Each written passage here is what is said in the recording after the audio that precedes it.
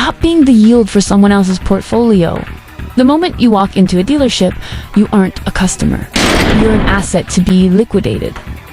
To a bank's chief financial officer, your signature on a finance agreement is more valuable than the car itself. They aren't in the business of transportation. They're in the business of purchasing your future cash flow at a massive discount. In the world of high-level finance, we call this yield engineering. To you, it's a new car smell and a backup camera. To them, it's a high-probability 7-year annuities funded entirely by your labor. Today, we are putting the modern auto loan on the autopsy table.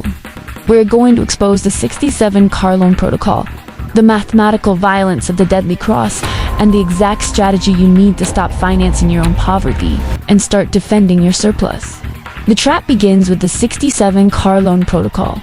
This is a psychological pivot used by F&I managers finance and insurance to shift your focus from the total purchase price to a manageable monthly installment.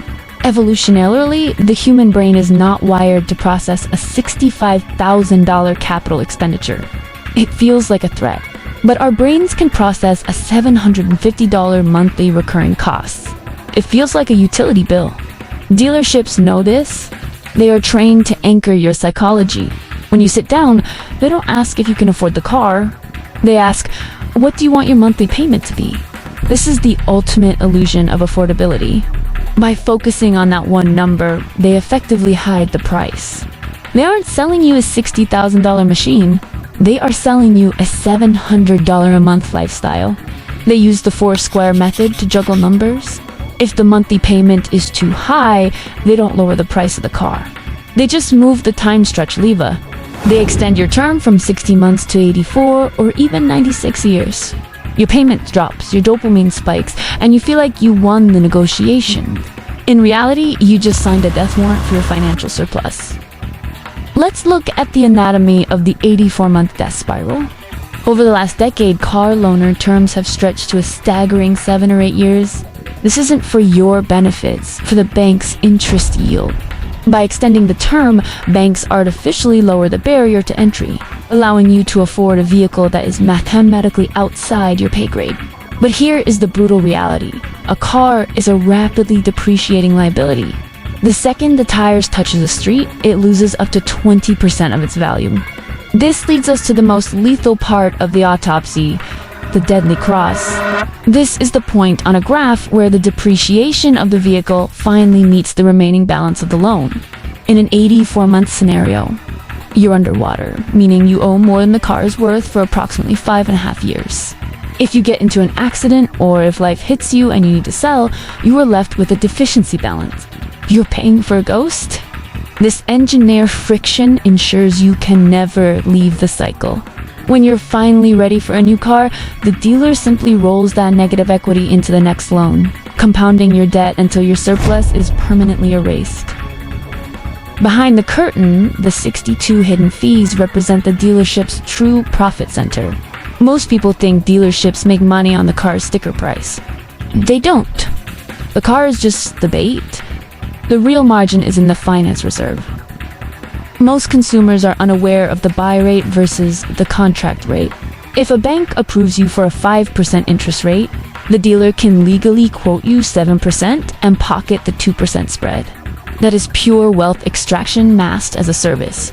Then come the value adds, predatory gap insurance markups, documentation fees that represent 100% profit margin, and dealer-installed accessories like $500 floor mats.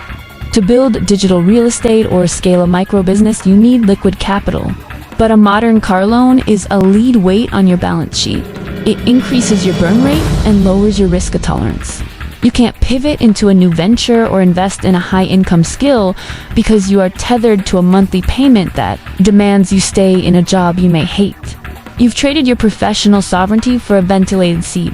Strategic wealth defense requires you to operate like a CFO. A CFO doesn't care about the monthly tick.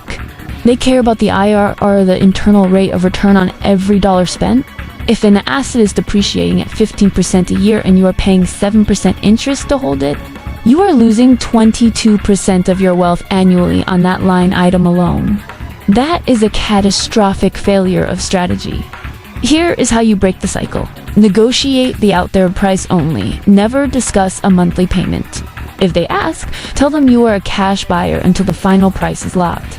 The 8th of March 20 rule. If you must finance, put 20% down. Finish the loan in 3 years, 36 months. And the total payment must be less than 8% of your gross income.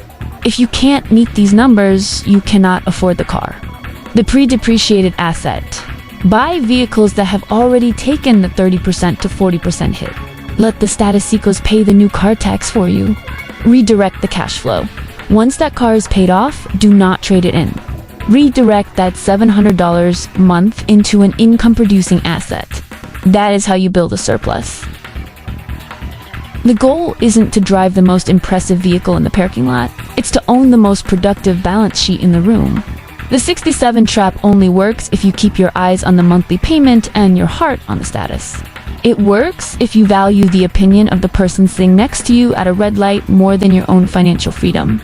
Stop being the yield for someone else's portfolio. Buy the utility, skip the status, and redirect that bled-out cash flow into assets that pay you while you sleep. Close the spreadsheet on them. Break the cycle. Defend your surplus. If you're ready to stop bleeding cash and start building a real financial surplus, hit the subscribe button. We have plenty more autopsies to do.